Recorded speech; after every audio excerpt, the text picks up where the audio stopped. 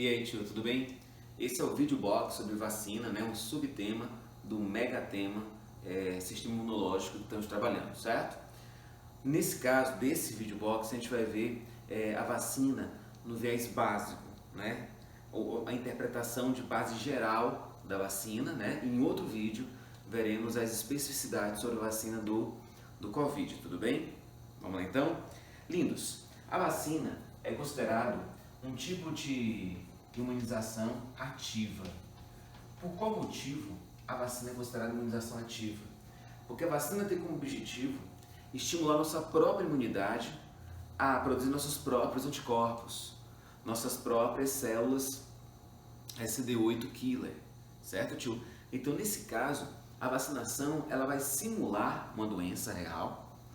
Na tentativa de simular essa doença real, vai estimular no nosso organismo uma resposta imune sem a doença em si. Então a vacinação ela é um engodo, ela é uma estratégia de simulação da infecção, infestação e intoxicação, sacou, tio? Aí dessa forma o nosso corpo, acreditando estar infectado, infestado, intoxicado, contaminado, ativa a resposta imune contra um invasor que na verdade não existe. Então nós desencadeamos uma resposta imune sem necessariamente ficar doente para sofrer aquela resposta imune, sacou? Esse engodo, essa tentativa de enganar o nosso organismo, resultou num sistema profilático mais eficiente do planeta, que é a vacinação, certo, tio? Hoje, atualmente, temos só 30 doenças que têm vacinas contra elas, né? Profilaxias de vacinação contra doenças são 30 somente, então a gente superestima muito a ciência. Você imaginaria o que? 80 doenças, 100 doenças, mas só são 30 doenças. Algumas vacinas são combinadas, né? Ela consegue ser profilática contra 2, 3 doenças diferentes, né? Com a mesma base, claro. Outras vacinas, elas atuam a médio prazo, outras a longo prazo. Então as vacinas têm um perfil bem variado. Agora, no geral, elas são de dois tipos. Tem a vacina feita por parte dos vírus, né? Fragmentos do vírus, né? Que são os determinantes antigênicos. Tem vacina feita com agente infeccioso inteiro, porém completamente neutralizado, inativado, morto, né? E tem ainda a vacina desenvolvida a partir do agente etiológico, do agente causador atenuado, enfraquecido, sacou, tio? Então a vacina pode ter fragmentos do agente etiológico, no caso os determinantes antigênicos, né? Pode ter o próprio agente etiológico completamente neutralizado, completamente eliminado, morto. E ainda tem a vacina, onde o agente etiológico ele está só atenuado, enfraquecido. Há várias formas de você atenuar um agente etiológico, atenuar, por exemplo, um vírus. Você pode cultivá-lo por várias e várias gerações em um tecido que não seja um tecido humano, uma temperatura que não seja temperatura humana. Por exemplo, a vacina do pólio, as primeiras vacinas foram desenvolvidas em células renais de macacos, uma temperatura subfisiológica. Aí quando aplicava esse vírus no ser humano, né, por não ser um macaco sim humano, não causava o pólio em seres humanos. Por ser uma temperatura humana e não subfisiológica, ele não se multiplicava o suficiente, mas causava resposta imune. Sacou, tio? Alguns vírus são multiplicados em embriões de galinha, ainda dentro do ovo. Por isso que para algumas vacinas tem que perguntar a pessoa se ela é alérgica ao ovo. Então eles multiplicam o vírus milhares e milhares de vezes no embrião de galinha, certo? Na tentativa desse vírus perder o perfil específico contra humanos, já que se multiplica o embrião de galinha, e quando aplicado em humanos ele já está atenuado, sacou? Agora tem um equilíbrio perigoso aí, porque a vacina atenuada, como ainda é o vírus integral, é a bactéria integral, é a proteína integral, é o agente etiológico integral, a resposta imune é mais eficiente. Que vai motivar a ativação de macrófagos, que vai fagocitar o atenuado, digerir, apresentar, junto com o CD28, né, ao CD4. O CD4 vai reconhecer realmente como algo estranho, vai liberar interleucinas, que vai transformar os linfócitos B em plasmócitos ativos, liberando imunoglobulinas contra esse agente etiológico, e vai ativar o CD8, né, a atacar células infectadas por esse agente etiológico. Então, quando você faz a vacinação com o agente etiológico atenuado, a resposta imune é muito mais eficiente. Os populares, ou alguns médicos e professores, para tornar a linguagem mais acessível, chamam essa vacina atenuada de vírus vivos. Né? Cuidado que é perigoso isso aí, porque dá a entender que você aplicando essa vacina com vírus vivos, né, pode causar na pessoa em questão a doença, e não é bem assim que acontece. Tudo bem, tio? No caso da vacina feita com vírus eliminado, neutralizado, morto, antibiótico morto, a resposta imune também é eficiente, porém menor, sacou? Exigindo que você aplique uma segunda ou uma terceira dose para alcançar uma resposta imune satisfatória, tudo bem? Já a vacina feita com fragmentos, ou seja, a vacina feita com determinantes antigênicos, ela tem ação bem variável, que varia da técnica utilizada, que veremos depois em outro vídeo, a técnica associada à engenharia genética, nanopartículas, né, a associação com adjuvantes. Então vale a pena no próximo vídeo a gente aprofundar com a vacinação e o Covid. Claro, depois da nossa live, né, para não dar spoiler, beleza? Vamos lá, voltando então. Então observe bem, por exemplo, toda vacina quando está pronta, ela precisa de dois fatores. Ela tem que ter um adjuvante, que vai torná-la mais eficiente, mais evidente para a nossa imunidade. Ela tem que ter um conservante, afinal ela vai ser acondicionada, transportada, armazenada, tal. Então tem que ter um conservante. Vacinas diferentes têm adjuvantes e conservantes diferentes. Por isso, quando aplicado no indivíduo, aplicado na pessoa, pode causar uma resposta a esse adjuvante ou causar uma resposta a esse conservante. Aí a pessoa então confunde a resposta que ela teve ao adjuvante conservante a uma doença semelhante àquela vacina está prevenindo. Então isso causa na população um certo temor, um certo receio. Então um movimento anti-vacina tomou corpo nos últimos anos e a taxa de vacinação tem caído cada vez mais, o que é preocupante, né? Tínhamos a expectativa de em 2018 e 2019 erradicar por completo a poliomielite do mundo, né? Estávamos a um passinho só. Nós temos 3 subtipos selvagens da poliomielite, que é a paralisia infantil. 2 subtipos já desapareceram, só tem um subtipo selvagem em circulação. Ele estava quase no Pascucuias quando o movimento anti-vacina veio com força total, né? É muito curioso como algumas pessoas têm realmente uma facilidade de tocar tambor para doido dançar, né? Você está vendo ali informação na internet de origem fidedigna, real, e mesmo assim prefere acreditar no paralelo. É muito perigoso.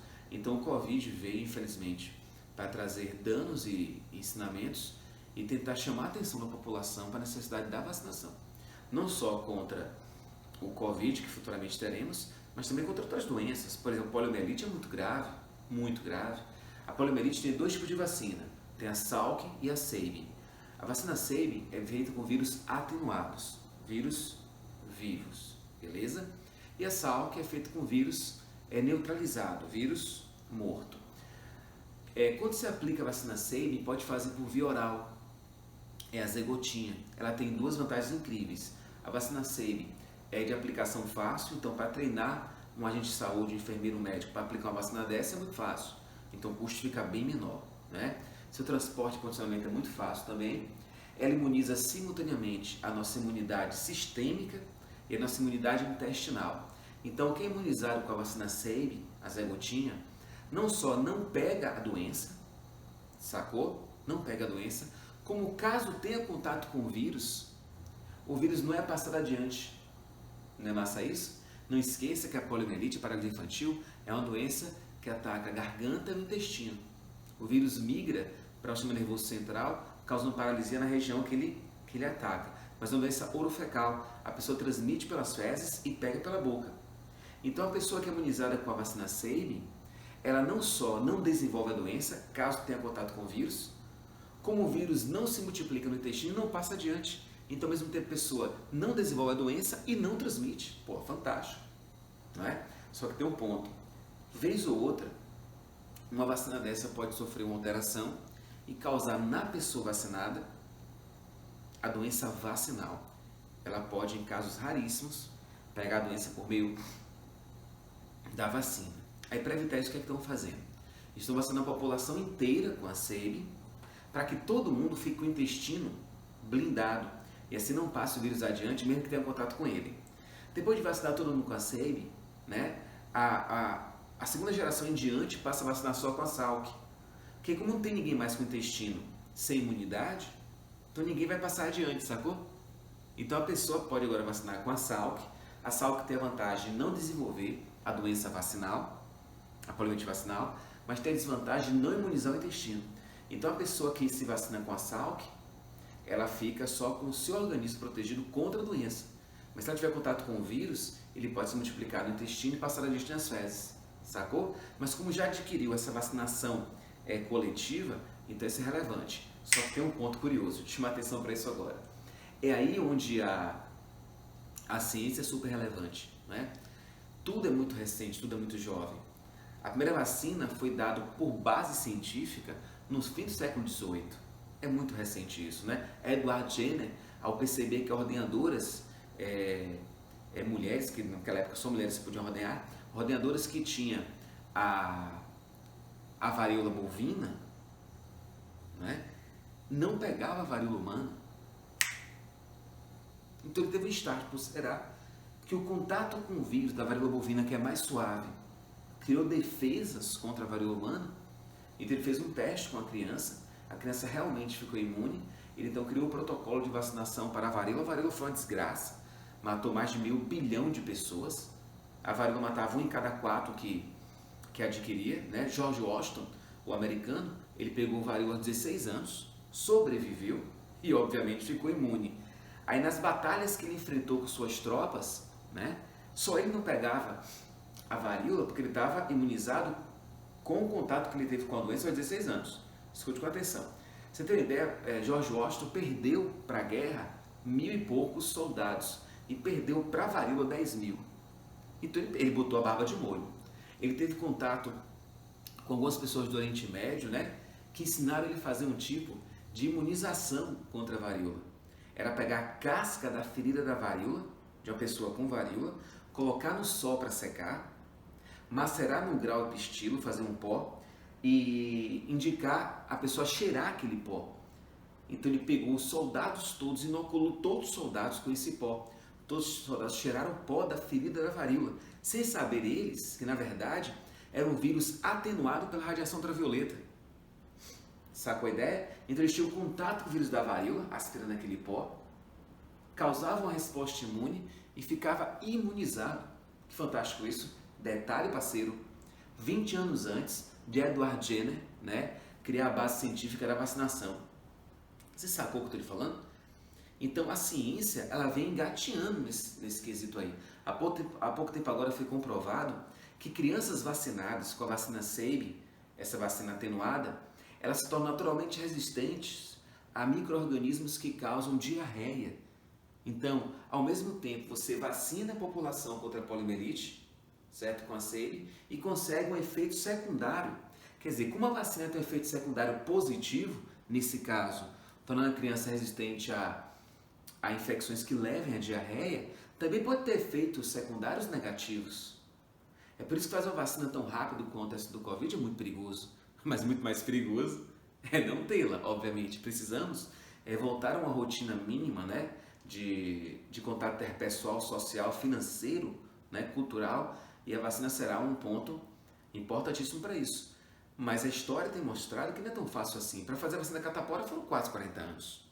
Sacou? Então não é tão fácil assim. Porque tem um lado positivo, onde você se vacinando contra uma doença pode ter efeitos positivos contra outras, ou então o efeito secundário não ser positivo. Entendeu, tio? Então tem que deixar as barbas de molho e olhos bem abertos. Beleza?